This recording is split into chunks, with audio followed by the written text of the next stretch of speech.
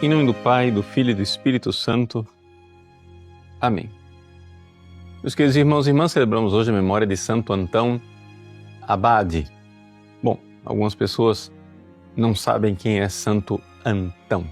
Bom, a primeira coisa, é importante lembrar aos brasileiros e as pessoas de língua portuguesa que o nome Antão é simplesmente uma forma arcaica de se dizer Antônio.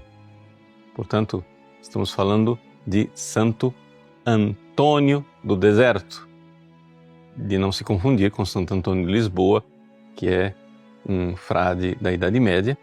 Nós estamos falando de um monge da Idade Antiga. Santo Antão viveu na mesma época em que a Igreja estava deixando de ser perseguida. Portanto, nós estamos aí na virada do século III para o século IV. E ele viveu como um grande monge eremita no deserto do Egito. Conta a biografia de Santo Antão, escrita por Santo Atanásio, que Antão, um dia, entrou na igreja, enquanto o diácono lia o Evangelho, que a passagem que estava sendo lida era a passagem que dizia: vai, vende tudo o que tens, dá aos pobres e depois vem e me segue. E, por uma iluminação divina, Santo Antão considerou que aquela palavra era para ele, literalmente. Ele vendeu seus bens e foi então viver no deserto, fazendo penitência, se dedicando à oração. Esta entrega de Santo Antão pode parecer para algumas pessoas absurda e inútil, porque, afinal das contas, com tantas coisas para se fazer no mundo, afinal das contas, ele não podia arregaçar as mangas e ir lá ajudar os pobres, fazer bens para a sociedade, ou não podia sair por aí pregando o Evangelho, convertendo as pessoas. Como é que ele, eremita recluso, retirado no deserto, vai agora cuidar da sua própria santidade? Será que isso não é um grande egoísmo?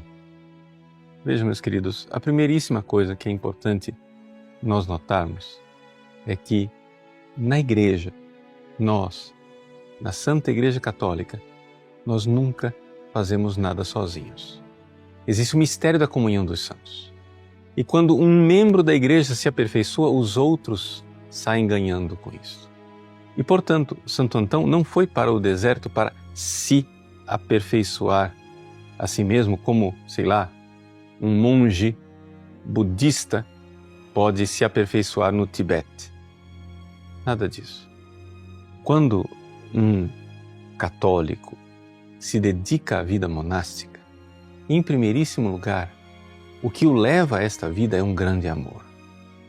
Sim, o grande amor por Jesus. Porque é isto que Jesus pediu do jovem rico, dessa passagem do Evangelho ouvida por Santo Antão. Vai e vende tudo e segue-me. Jesus está pedindo o amor incondicionado, o amor total.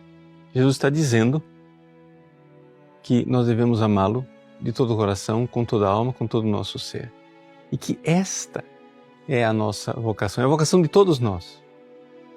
Mas Santo Antão sentiu que, por inspiração divina, que aquela forma era a forma com que ele iria manifestar o seu amor por Jesus, como seu Senhor, Deus e Salvador.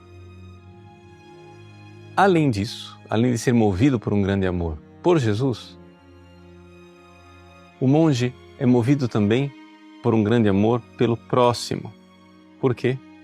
Porque o monge que se dedica em oração e em penitência à sua própria santificação não faz isso somente por si, mas faz pela Igreja inteira e faz principalmente pelos pecadores. É importante nós entendermos isso. Os santos, eles têm na sua vida um período em que fazem a sua própria purificação. Mas, chegado a um certo ponto, o santo já não tem mais o que purificar. E então ele começa, de forma vicária, a se purificar por nós. Ou seja, Ele paga em seu próprio corpo, em sua própria vida, as penas e as misérias que nós deveríamos pagar. Carrega as cruzes que nós deveríamos carregar. E aqui, esse amor universal dos santos.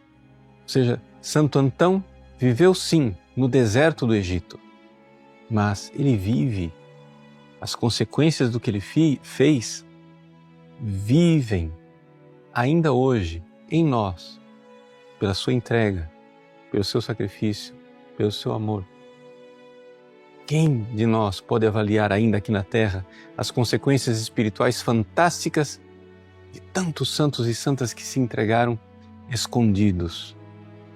No céu, ficaremos enormemente surpresos ao ver revelado diante dos nossos olhos os frutos espirituais maravilhosos que nós mesmos colhemos de homens e mulheres desconhecidos que nos desertos de sua vida monástica se entregaram por nós e nos fizeram um bem sem que nós nem mesmo o soubéssemos.